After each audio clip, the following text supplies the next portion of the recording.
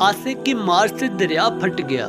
حضرت موسیٰ علیہ السلام ایک مدت دراز تک فرعون کو ہدایت فرماتے رہے اور آیات معجزات دکھاتے رہے، مگر اس نے حق قبول نہیں کیا اور زیادہ اس کی شراکت و سرکشی بڑھتی رہی۔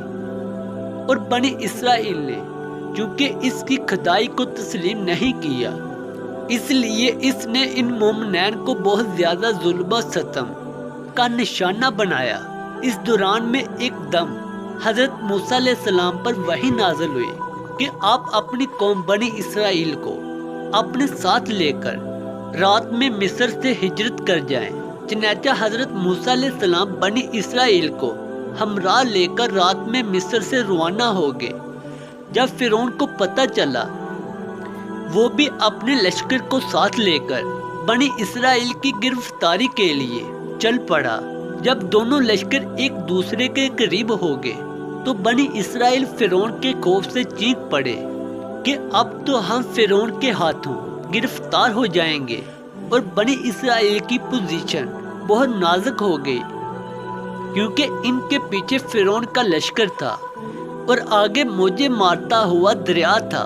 اس پریشانی کے عالم میں حضرت موسیٰ علیہ السلام مطمئن تھے اور بنی اسرائیل کو تسلی دے رہے تھے۔ جب دریا کے پاس پہنچ گئے تو اللہ تعالیٰ نے حضرت موسیٰ علیہ السلام کو حکم دیا کہ تم اپنی لاٹھی دریا پر مار دو۔ چنانچہ جو ہی آپ نے دریا پر لاٹھی ماری تو فوراً ہی دریا میں 12 سڑکیں بن گئی اور بنی اسرائیل ان سڑکوں پر چل کر سلامتی کے ساتھ دریا پار نکل گئے۔